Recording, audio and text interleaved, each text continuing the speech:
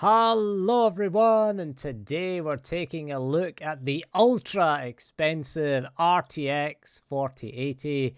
Decided to buy one because, can't take the money with you, big bonus in April, and I decided just to buy one. So I went with the MSI Supreme X model. It was on sale. I don't want to say it was cheap, but it was less expensive, shall we say. It did cost a shade under £1,300. It did come with a free keyboard though, so that justifies it. And it came with a free mouse mat as well in the box. So, that is justification for it. The keyboard was a mechanical keyboard, but worth it here. So gameplay you're looking at is The Last of Us Part 1, which is a very bloated and heavy PC port. It isn't the best PC port, but you can see here 1440p and ultra settings. Does use more than 12 gigs of VRAM. The previous GPU that we had was the RTX 3080 Ti. I mean, it is an upgrade. It does get a better frame rate. We were struggling in the sort of 70s in average gameplay to the 90s roughly. And here we kind of, it sits around the 90s as an average. It goes over 100. Pretty well. I pressed the wrong button there, and that's why Joel got shot there. So yeah, so frame rate in this little area here, hovering around the 120 FPS mark. It is pretty, this game is way too bloated. To be honest with you, it is far too bloated. You can see the VRAM, you can see the system RAM usage there, sitting around 22 gigabytes. Luckily, we've got 32 gigs, but yeah. I like the fact that the blood from his head there is, there's like a screen space reflection on the blood coming out the dude's head that I shot there. That's pretty brutal and pretty weird. But yeah, The Last of Us runs pretty well. Again, this has 16 gigs in total of VRAM. And I know what you're thinking, why didn't you buy the AMD card? Why didn't you buy the RX 7900 XTX? Well, for one, it's got too many X's in it, for my liking. There's far too many X's in that. But yeah, the 7900 XTX, in the UK at least, it's the same price, effectively, as the RTX 4080. They start in the UK at around the £1,100 mark. £1099.99 is what they start at, and the 4080 starts at £1199.99. So £1,200, £100 of a difference. But the advantage of the 4080 is you do get DLSS 3 and better ray tracing. Now, if you wanted that's the entry level price. If you wanted like a mid-range one, but it would cost around between 12 and 1300 in the UK for a 4080. This one was 1300 and it was reduced. I think from 1400 down to 1300, which I think was pretty good. The MSI Gaming X Trio was the one I was looking to buy, and the Asus Tough Gaming, they were the two of them that I was looking at. And to be honest, the Supreme X was just a little bit more expensive, but you're getting a much better cooler. You're getting the vapor chamber cooler, and you can see the temperatures there. The temperatures is sitting there at 46 degrees, 45 degrees. And, it's under a 260 watt load there, and it's boosting up to 2865 megahertz, and it is GPU bound most of the time in The Last of Us. The Last of Us is quite heavy on the CPU. You saw we got a CPU stutter there when we went to choke that dude. But yeah, it is pretty good. I mean, that cooler is overkill. The cooler on it is the same cooler as the RTX 4090. And yeah, it's really is overkill for this level of GPU, which is kind of what you want, really. It is a very, very big card. Just check your case if you're gonna do it. I had to move the radiator, or I had to flip it so the tubes are now at the top instead of having the tubes at the bottom. Because in the 3080 Ti, we were plenty of room to move the tubes around the 3080 Ti because it's quite narrow and quite thin and not very long GPU, whereas this is thicker, it's heavier, it's bulkier in every single way.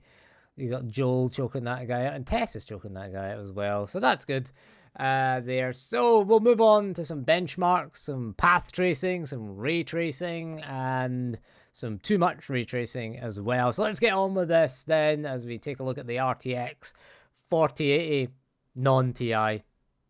Okay, so let's go start with some path tracing, and we'll start with the original path traced game. This is Quake 2 RTX then. And yeah, this has been around for quite a while. It was designed as a benchmark for the 20 series cards. And when I first tested this, the first ray tracing card that we owned was the RTX 2070 Super. And at 1440p, it averaged 34 FPS. Then we moved on to the RTX 3080 Ti, which gave us an average of around 90 FPS. Again at 1440p, and this is the RTX 4080, and it's in the hundreds now, again at 1440p. I can't get up there to get that Quake logo.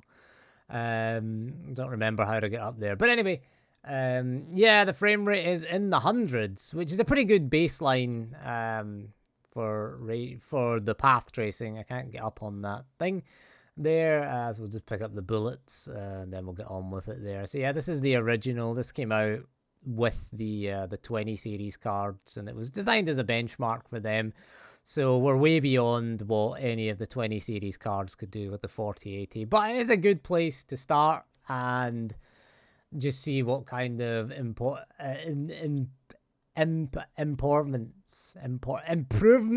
performance improvement I was trying to say. I was saying empowerment. I don't know why I was saying that. I was trying to combine the two words, I guess. That dude was chasing us, and we got him with our super shotgun. Ooh. Did I shoot his head off? I did shoot his head off there. I don't know why I'm shooting things at distance with the shotgun. But anyway, as you can see, we're averaging around the 120 FPS mark, which is pretty good. So let's move on to something a bit more demanding then. Okay, so we're moving on to the second NVIDIA Lightspeed Studios developed or ported ray tracing game, which is Portal RTX, and there is an RTX 4090 on the ground. I don't have one of them. So this is Portal RTX with DLSS set to auto mode. I don't have DLSS 3 enabled because I didn't enable GPU scheduling, so it's just on and it's on auto mode. So this is DLSS 2. And if you run it at native resolution, it's around 30 FPS. It's actually similar to Quake 2 RTX on the 2070 Super. It's actually quite similar to that, but we're getting, again, a reasonable frame rate here with auto DLSS enabled. I thought we'll go for auto. DLSS quality mode. Oh, getting shot through a portal there. That's not good. Not good at all. There. So anyway, yeah, Portal RTX is quite demanding. Again, native resolution in DLSS performance. I'm getting shot through the portal again. I need to move that portal away. I should really move that out of the way. We'll put this through here. There we go. Move one of the portals out of the way. So let's go drop a thingy on these turrets. There we go. Can't get us now. Revengeance is sweet. Anyway, but yeah, so frame rate is pretty... This is a pretty challenging game to run altogether.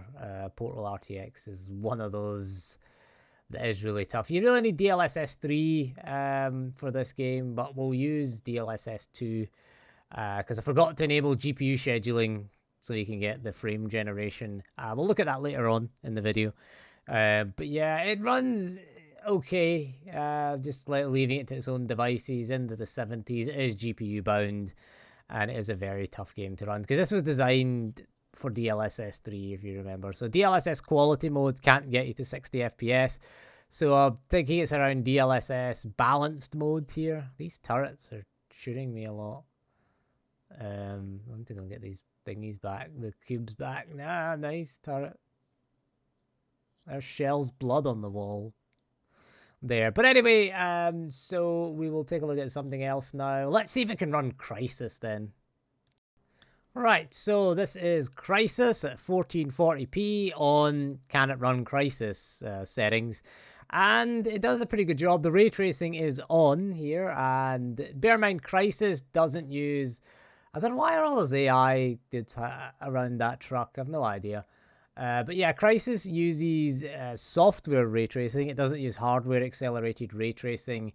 So it is quite CPU heavy here. And again, it runs okay, actually. It is more CPU bound than GPU bound, as you can see here. The GPU usage is sitting in the 70% range. What are those AI guys doing? I don't get the AI in this. Like, I've just decided to be non-stealth. And I forgot what the button is for maximum armor. It's Q, by the way, in case you're wondering. I just kind of just exploring all the buttons around. There you go. I found the button for maximum armor.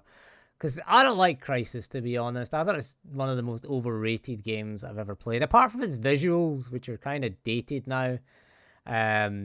Yeah, I'm not a fan of it at all. Don't know what the AI was doing there. But yeah, Crysis runs fine. So in answer to that question, yes. Yes, it can run Crysis. And Crysis is not even GPU bound these days. Like, it is Crysis Remastered, again, with the ray tracing on.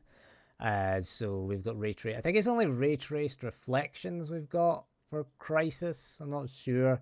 But yeah, it runs fine. And again, Crysis these days, I think, well, that eco sitting at 100% is not right. There we go, blew that dude up. There's still a dude. Oh, he's still there. Oh, he's still there. He's still there. You can see we've got the reflect. When we get closer to the water, you'll see the reflections there. Ooh, we blew that off. So one of the cool things about Crysis, this is the only part I've ever played of Crysis, to be honest, because this is like a little sandbox area that you can just blow stuff up. So yeah, ray tracing is on. It's on Can It Run Crysis. There's no DLSS here. This is native resolution. So you can see the reflections in the water there. Looks pretty good. It's still not a great port either, to be honest with you, but I guess, you know, it runs okay, I suppose we'll call it here. It's better than what we've seen it run, certainly, but it is mostly CPU bound. Again, if you can turn the ray tracing off and maybe improve the CPU performance because of the software rendered nature of that. I picked up a banana box here for no reason. No reason at all. I'll throw it at that barrel. Again, the barrel's doing a nice job of reflecting there. But yeah, a game I don't really like. It used to be the benchmark for graphics, but now, yeah, not so much. We'll blow this car up and see what that does to the frame rate. Because I've lost all the barrels. I throw a grenade at it and see what happens. We'll blow all of this thing. That was one of the cool thing about Crysis is, you know, it was a fun little playground, but it wasn't really a good game. When you wanted to get down to play some Crysis, yeah, I was never a big fan of it. But anyway, let's go and check out the real benchmark of 2023, Cyberpunk 2077 then. Alright then, Cyberpunk 2077, and with the RT overdrive mode at native 1440p, and as you can see, it's bordering on cinematic. It's almost cinematic, not quite cinematic at that. Oh, there it is, 24, 25 FPS. Cinematic, as you could argue. And yeah, native resolution, it really isn't the best, again, but we'll get DLSS on, we'll get DLSS 3 on, and we'll get to see how it improves. Out here, it's 30 FPS out here in the open world. This is the path traced version, and it just shows you just how demanding path tracing is on a modern game. This is just to show you just how bad it can be and how demanding it is, even for a 4080, even for like the second most powerful GPU on the market currently. So only its big brother, the 4090, is more powerful, and yeah, it really struggles to do native resolution rendering at 1440p with, you can see 28.36 was our average here at 1440p with no frame generation again, and no DLSS. So that was native 1440p. So let's go and turn on DLSS 3 and get ourselves some fake frames then. And let's see how it performs with the frame generation enabled here. And this is it with DLSS 3. And as you can see, massive improvement to the frame rate. We're getting like 4 times the frame rate. Frame insertion, it does introduce input latency. But for a game like Cyberpunk, it shouldn't be too bad. because Cyberpunk's a single player game. So that should be okay for that. And again, you get reasonably, you can see just how big a performance leap it is. And I really can't see that much loss in quality. DLSS is set to auto with frame insertion on. There's no real frame rate target or anything like that, but I think it looks pretty good, actually. I can't really tell much. You can tell a little bit with the barbed wire there. It looks a little bit, there's bits missing from it, and, difficult because it's a thin, it's a thin object and it has, limited data to reconstruct from. But yeah, the performance in the benchmark, at least, is pretty good. We're averaging, I think, 110 FPS average. That's got the frame generation, and DLSS is set to auto there with the path tracing enabled. And yeah, the performance is really good. So what we'll do now is we'll go in and we will check out some gameplay footage now of Cyberpunk. So this is what it's like in game. That was the benchmark. And again, frame generation is on. Is a little bit less performance than there, but it's still above 100 FPS, which is pretty good considering it's path tracing that we're running. Outside the car, again, doesn't really make much of a difference. The 3080 Ti really struggled. I can't drive the car with the mouse and keyboard. I'm really awful at it. We've got a little smart car that we're driving around in here. And we're only in the prologue area. One day we'll get out of this prologue area. Whoa, these dudes are mad at us. Uh-oh, they're all mad at us. No. Turn back. I'm turning back. I was turning back. Come on. Flatlined. Did they kill me, or did the game just kick me out of it? Anyway, so yeah, this is the loading screen for Cyberpunk, in case you were wondering what the loading screen looked like. So there we go, we're back to where we were. We're not going up that off-ramp there. One day we'll talk to the bouncers. I did play this on the PS5, though, just because it felt a little bit more consistent, but it has improved a lot. The PS4 version running on the PS5 was technically the most consistent at the time. But the PC version has come on leaps and bounds. Now we're getting path tracing with frame insertion. The game's input latency, it feels okay. I still can't drive with the keyboard. I'd prefer a controller to drive. Controller for driving, mouse and keyboard for shooting. For doing the shooter sections. I think that would be better. First person mode, you see here, frame rate's in the 90s. It's pretty good. Like the 4090 can get over 100 FPS with frame insertion here, and it does feel okay actually, and it does look good. I do like the way it looks with the path tracing mode enabled. We'll see if we can get out of the car and do a bit of shooting. So overall then, would I recommend the RTX 4080? No, honestly. I mean, yeah, these games run well. They look great. Performance is excellent. But there is a cost for that, and the cooling is excellent as well. And the cost is, of course, the cost of it. It's just too expensive, ultimately, for what it is here. So running about is fine here with the frame rate. And yeah, ultimately, it's hard to recommend. See, it's easy to recommend something like, what the... No idea. What the hell am I supposed to be looking at there? That was offensive to my eyes, at least. Ugh. Yeah, so yeah, the 4080 is too. See, it's easy to recommend something like the RX 6700. It's an easy GPU to recommend because it does a reasonable performance at a reasonably good price. These cops are mad. I'm jumping on their car. Run, everybody! Let's run. It wasn't me. I'm gonna go hide. See if we can hide around. Let's hide around the corner here from these cops. Hide in here, right? We'll hide in here. I'm actually stuck in this corner, actually. Oh, cop! No, got him. Critical headshot. I'll take that. Yeah. So yeah, it's a hard GPU to recommend.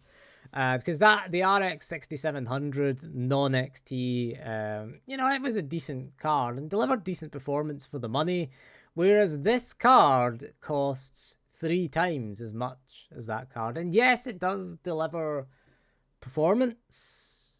equivalent to 3 times, but, you know, you do get diminishing. We are sort of performance per dollar, if you like, is pretty poor on this. I'm actually stuck here. I'm going to take that baton.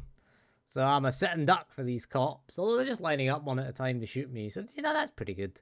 I'm doing pretty well there. But anyway, we'll check out one more game, Resident Evil 4, before it crashes. And then that will be it for this video. Right, so Resident Evil 4 ran pretty good, actually, for the most part. It's not GPU bound because we have to turn ray tracing off and lower the settings, but yeah, I've tried Mercenaries mode as a benchmark, I think, because it's a good little benchmarking run doing the Mercenaries mode, because it's a good area of showing your combat. I've equipped the wrong weapon there. I meant to go for the shotgun. Now we're trapped in this corner. That's what the shotgun's for, Leon. But yeah, Resident Evil 4, we can't play for more than a few minutes without it crashing. And in fact, it crashes right here. We get up to here and there it goes. It just stops. And that is my Resident Evil 4 experience. No ray tracing on. I've turned the VRAM usage down and I've turned most of the settings down. That's why it was CPU bound instead of being GPU bound. But yeah, that is, you know, the typical Resident Evil 4 experience. So overall then, I can't recommend the RTX 4080. This was the video from the unboxing that I did, but I scrapped it because the audio was pretty awful. So there it is. It's a big, thick, chunky thing as I try to explain that. But we're doing this in voiceover because I bought a new camera with an detachable microphone. But when I attached it, it sounded like I was under the sea. You know, it sounded like that. So there it is, a little bit of unboxing, a little bit of removal of the thing there. And it is a premium feeling card, and it does have a massive, chunky cooler on it. It does take 3 8-pin power connectors. And it barely fit inside the case, to be honest with you. You can see how thick it is.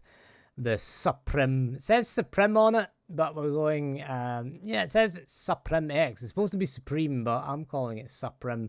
And this is me attempting to get the plastic off of it. I tried to get it off in one thing, but it didn't come off. That is the stand that you're seeing there on the 4080 there. It has a little stand, because, again, if that thing falls, we're looking at another extinction event. I think it's so heavy that, you know, it's going to hit the earth and, you know, we'll be in darkness forever if that thing ever falls. So anyway, there you go. That is the RTX 4080. Don't recommend it. It's too expensive. It is a magnificent piece of... It's way over-engineered, you've got to say. But at the end of the day, it's just too expensive. So anyway, that is all for this video. So thank you for joining me, and we'll see you again soon, and goodbye.